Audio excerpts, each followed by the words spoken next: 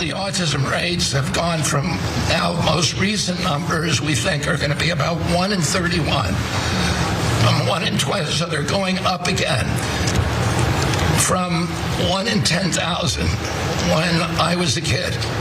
And we are going, at your direction, we are going to know by September. We've launched a massive testing and research effort that's going to involve hundreds of scientists from around the world. By September, we will know what has caused the autism epidemic, and we'll be able to eliminate those exposures. So first, let me say, dear God. Also, hey, we got there this fast. RFK Jr. is gonna do the thing that he was always going to do. Now it's gonna get worse. We're gonna play more video for you. But among the many things that RFK Jr. wants to meddle with in the government, it's gonna be doing something to cure us of autism. His numbers are made up. We'll break those down. The campaign at Trump's direction is nonsensical. He's gonna cite some of the discredited studies that he's been hawking for literally decades. But it actually gets a little bit scarier once Trump starts to sort of riff on what maybe they need to do to cure us of this epidemic. So you think you're gonna have a pretty good idea, huh? We will know by September. There will be no bigger news conference than that. So that's it. If you can come up with that answer where you stop taking something, you stop eating something, or maybe it's a shot, but something's causing it. It can't be from 10,000 to. Can you imagine that, Marco? That's a big number. Yeah. So you stop taking something like a shot. Just say it. You're gonna ban the vaccines. That's what you're gonna do. That's what RFK Jr. has been working towards for literally decades, as we kept being told by all of his defenders. No, he's not anti-vaccine. Also, the thing I love the most about him is that he's anti-vaccine, but he's not anti-vaccine. And if he gets in, he's not gonna ban the vaccines. It's kind of looking like he's gonna try to ban the vaccines.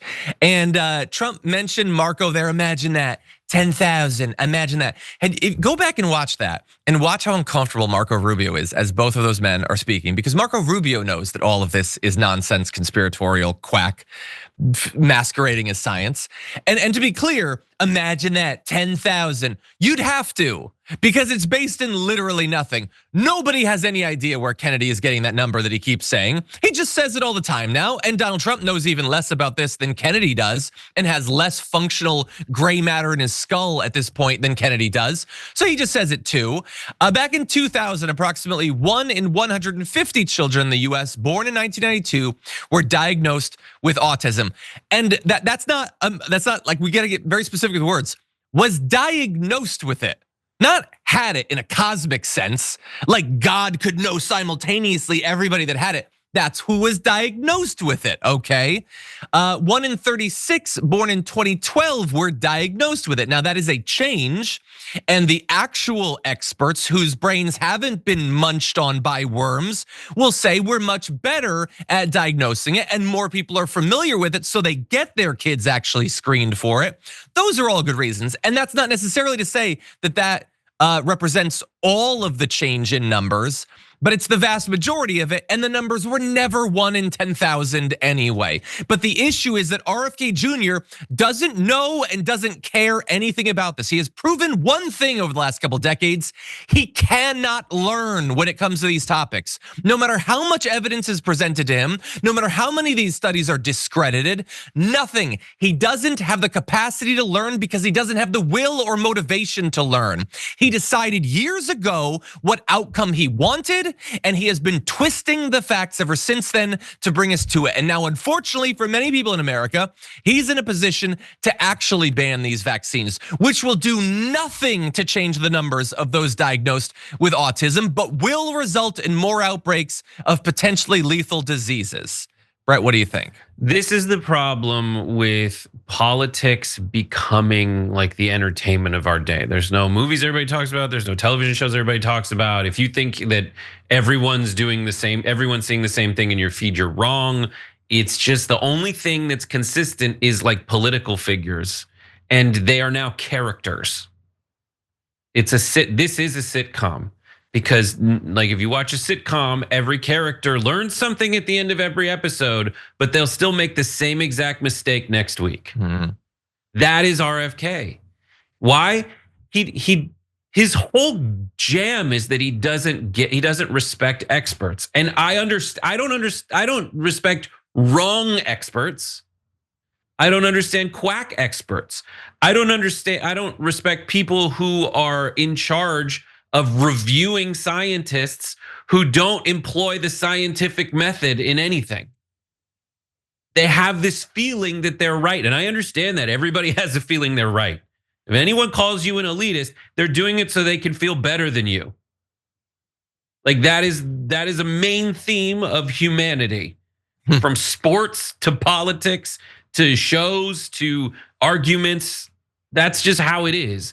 And the problem with RFK is the guy, like, we'll see refutation after refutation of his own argument. But there's this vibe people have where it's like, I'm smarter than experts. And yeah, experts can be wrong. But we have a way to find out whether this wrongness is a problem with the system or just that one particular person. And it's the scientific method, and the peer-reviewed journals and the scientists are all at it right now. And what's weird is you guys walk into that whole thing the same way Elon Musk walked into the Social Security office and was like, everybody's 150 years old. And he was wrong because he lacked the humility to learn anything about the thing he was now declaring himself an expert over. Fresh eyes is one thing, man. But if you walk in with those fresh eyes and they're closed, sewn shut for the express purpose of making you feel better than everybody, you forget that there are consequences to that. And the consequences are like suddenly everybody has measles again. Yeah. Like Which that's we're seeing. insane. This is the whitest crap you can. This is camping, man. This is like people, we've solved all these problems, but because you're bored and want to feel like you're important, you're giving us all these problems again. Like we have houses. Why are you going and living in tents? Exactly. Yeah. Everybody just wants to feel that they've discovered some secret knowledge.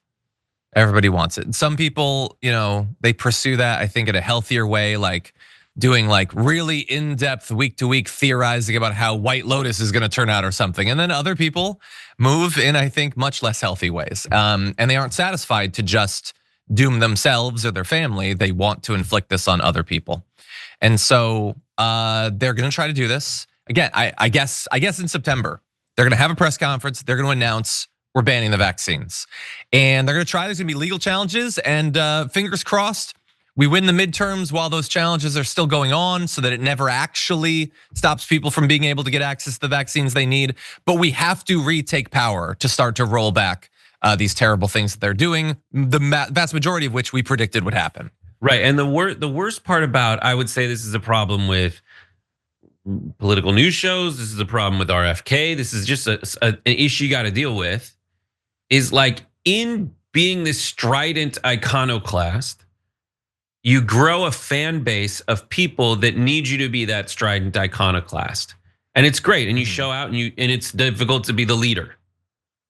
You go out there, think of Jon Snow on the wall, and like the guy we all hate who runs the wall is like, it's tough to be a leader, everybody second guesses you. But you do it and you got people behind it, and then you find out that you're like, you've tried to invade Russia in the winter, which is what these guys are discovering now, right? And then if they change course, they're afraid they're gonna alienate the supporters that are the only reason they've been given charge over this in the first place. And that's what he did with the measles vaccine. I mean, it's pretty clear to me. He's like, oh, kids are dying of measles. He's like, but this vaccine's fine though.